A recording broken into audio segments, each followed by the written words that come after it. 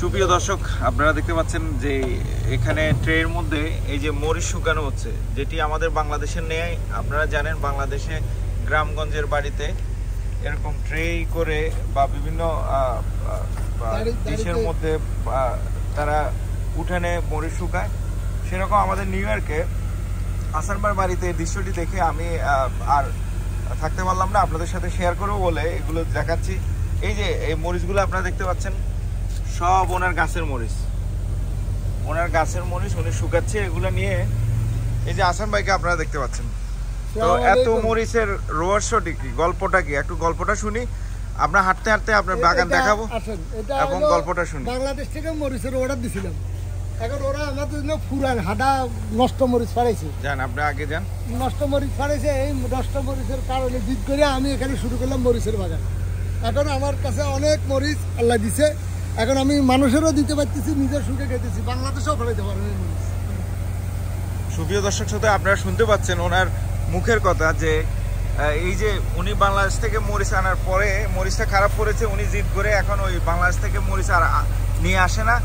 উনি দেখতে পাচ্ছেন ওনার গাছে থোকায় থোকায় যে মরিচগুলো ধরে আছে, দেখেন গাছের সজীবতা, গাছ কি সবুজ হয়ে আছে, গাছের মধ্যে থোকায় থোকায় মরিচ এরকম ধরে আছে, কাঁচা মরিচ, রেগুলার কাঁচা মরিচ।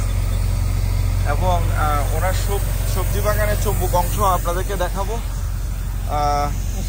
ততক্ষণ আপনারা আমাদের সাথেই থাকুন। দেখতে পাচ্ছেন এটি ওনার বাড়ি এবং এইটি হচ্ছে ওনার ফ্রন্টিয়ার, এটি হচ্ছে রাস্তার দিক। সো রাস্তার দিক থেকে ওনার বাড়িটি দেখতে পাচ্ছেন, বাড়ির ফ্রন্টিয়ারে এই সমস্ত সবজি। এখন আমরা ব্যাকইয়ার্ডে যাব, চলেন।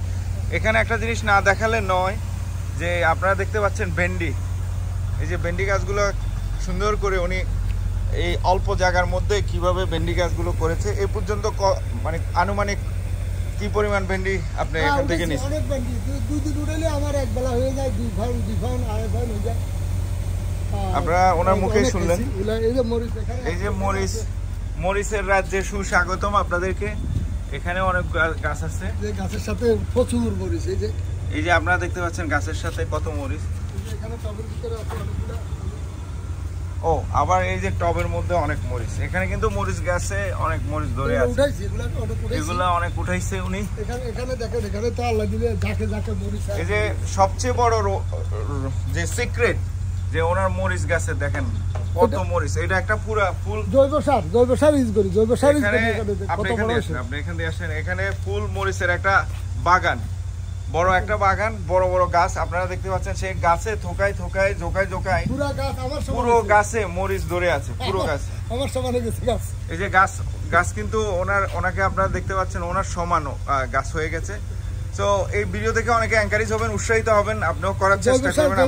ইউজ করেন, ডিমের কুসুম ফালাই খাইয়া জগলা এটারে পাউডার করে গাছের গোড়ায় দিয়ে দিবেন, অনেক ফলন দেখবো। ওনার গাছের জাতগুলো ভালো, পরবর্তীতে আপনারাও ওনার সাথে যোগাযোগ করতে চাইলে যোগাযোগ করতে পারেন। এবং উনি জৈব সার ইউজ করে। এই যে সিম গাছটা দেখতে পাচ্ছেন উপরে, আপনারা দূর থেকে দেখায় এটা কি পরিমাণ সিম ধরে আছে, আপনারা দেখেন। এই যে এখানে অনেকগুলো রঙিন সিম ধরে আছে, এরকম উপরে অসংখ্য ফুল সিম ধরে আছে। আমি যেটা উপরে হয়তো যেতে পারছি না ক্যামেরা নিয়ে, ফাঁসেও আছে। চলেন আমরা ব্যাকইয়ার্ডে যাই। এই মরিচ গাছগুলো উনি এ পর্যন্ত কয় কেজি আপনি এখান থেকে মরিচ আপনি সংগ্রহ করেছেন? 4-5 কেজি তো উঠানি হয়ে গেছে অলরেডি, মানুষের দিছি, অনেকের দিছি, যে আসছে সবাই নিছে আমার মরিচ। উনি অলরেডি 4-5 কেজি এখান থেকে উঠিয়ে নিয়েছে এবং আরো এখান থেকে আমার মনে হয় অনেক মরিচ সংগ্রহ করতে পারবে আনটিল আমাদের এখানে শীত আসার আগ পর্যন্ত। আমরা ব্যাকইয়ার্ডে দিয়ে যাচ্ছি, ততক্ষণে আপনারা আমাদের সাথেই থাকুন। এখানে কিছু সবজি দেখেন টবের মধ্যে, আপনারা এই যে এইখান থেকে শুরু করে যে সিমের গাছ, করলা গাছও আছে, আপনারা দেখতে পাচ্ছেন। বিশাল বিশাল একটা, মানে এটাকে বলবো কি, এটা একটা জঙ্গলের মতো হয়ে গেছে, একদম সিম গাছে ভরা। পুরো এটা উপরের দিকে উঠিয়ে দিয়েছে উনি, গ্যারেজের উপরে চলে গেছে, ছাদের উপরে এখান থেকে। আর আপনারা দেখেন দূর থেকে আমি দেখাই, এটা একদম ওই পাশের ওই বাড়ির ছাদে উপরে চলে গেছে। সো এখানে পুরো উপরের দিকে অনেক ফুল আপনারা দেখতে পাচ্ছেন এবং সিম দেখতে পাচ্ছেন। ভাই এটা সিক্রেটটা কি বলেন, মানুষ কিভাবে করবে আপনার এই গাছটা? এই যে আমরা দেখতে পাচ্ছি, আমি গাছের নিচে ঢুকে গেছি, উপরে কিন্তু গাছ। উনি যেটি ইউজ করে সফল হয়েছেন সেটি হচ্ছে জৈব সার। তো জৈব সার কিভাবে তৈরি করে ওনার সাথে একটু কথা বলবো, আপনারা হয়তো অনেকের উপকারে আসবে।